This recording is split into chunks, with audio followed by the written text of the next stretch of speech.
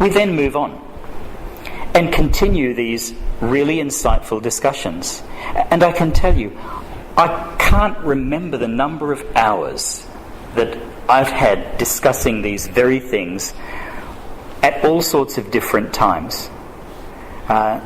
They do grab their imagination, and they do make you the kind of person that they want to listen to. So, for example, the next one here is to start saying that human beings are different. They're unique. And in fact, they stand on a bridge between the spiritual and the material world. Plants and animals belong to the material world. The persons of the Trinity and angels belong to the spiritual world. But the human being straddles both. And then you can begin talking about what are the particular characteristics that you see in these different kinds of being. I might mention at this point that when I've started this process with children, I've actually set particular times, and I've done it individually. I've set aside half an hour on a Sunday. Said, on this time, I want to see you, and we're going to go through something, and we'll talk about this. I began that process with my 14-year-old son when he was 9. We finished it sometime later. Took quite a while to get through. When we finished, he said, so are we going to meet again next Sunday? I said, what do you think?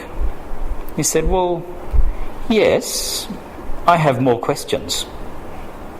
And so we finished this when he was halfway through his 10th year. We've continued to meet every Sunday since, because he always has more questions. Okay? And that's the key point I want to get across. If you start having these conversations at the right time, you make yourself the person they're going to talk to about this issue. If you leave it till too late, sorry, you will have missed the boat. It's not something that's easily done with a teenager unless they're used to doing it from the beginning. So keep this in mind. And when you begin these conversations that don't risk them, you're setting the foundation for something that will last a long time. Could I also say this? Ideally, and of course we don't live in an ideal world, but ideally, if dad can do it for the son and mum can do it with the boy or with the daughter, that's very effective.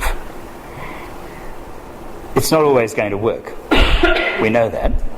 And sometimes there will be reasons for it not to happen. But I've found that if I say that, it does get dads in particular thinking that they've got a role to play. And I have a good story about that. When I first began implementing this in the western suburbs of Melbourne, I had lots of people attending, and that was good. And then at one stage I had a phone call from one of the dads in the school. It was a truck driver. It was about that big, that wide, and you know, the tattoos and the earrings all the way down the ear and all sorts of other things. And I'm not very big, and so that kind of frightened me when he said he wanted to come and see me about something.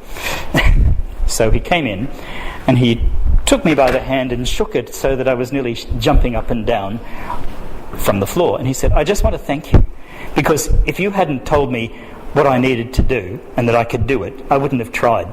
And it's the best thing that I've ever done in my relationship with my son. So thank you. And that was a bit of a relief that it went in that direction and not another. Moving right along here in this description of what we've got going in this discussion of the human person, you start to connect it with love. But not love in a way that, again, puts them at risk, but you start talking about what love means in God. Love is what God does. So everything God does shows us something different about love. And so the purpose of studying the life of Christ is to see how he lived love in those circumstances. And you can see from the pictures that are up there that they're accessible, they're understandable to children, and particularly at this age, they're ready and willing to talk about, yes, that's the way you would show love. You'd be able to help somebody on the road there. You'd be able to say yes to God when he asked you to do things. And we move on and keep thinking about different ways in which love is shown. And you subtly shift it to the fact that in a human being, you need a body to love. You can't actually do anything loving most of the time without a body. And so you study the traditional corporal works of mercy. How do you show love? You feed the hungry, shelter the homeless poor, visit prisoners, visit the sick, etc. Now, the last time I was doing this, one English teacher carefully pointed out to me that the graphic artist here can't properly spell berry. Anybody else pick that up? No. Good. Okay. We know. But the whole point is to start letting them see that everything that you do needs some kind of material input with a body. And these are all preparatory remarks for what's to come. And finally we get to this stage, the human person, a material and spiritual being. What does that mean?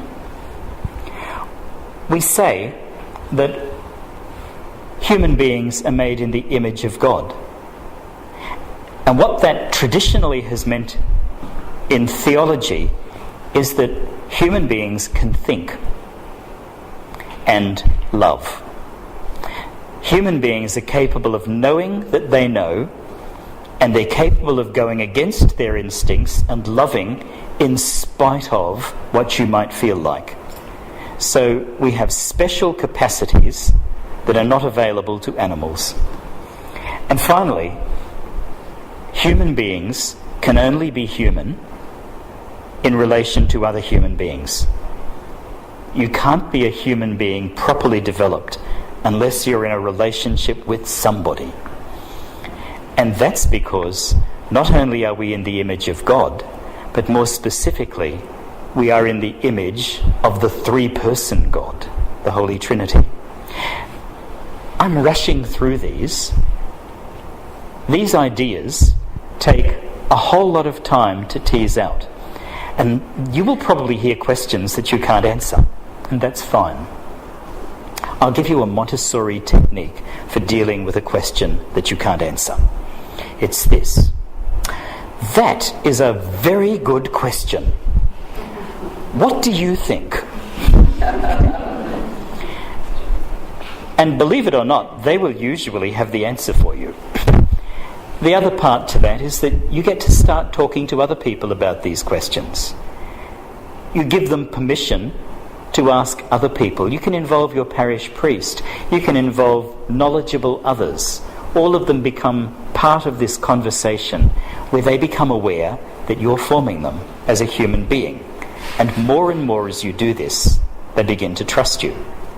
And all of this is about deep conversations based on trust.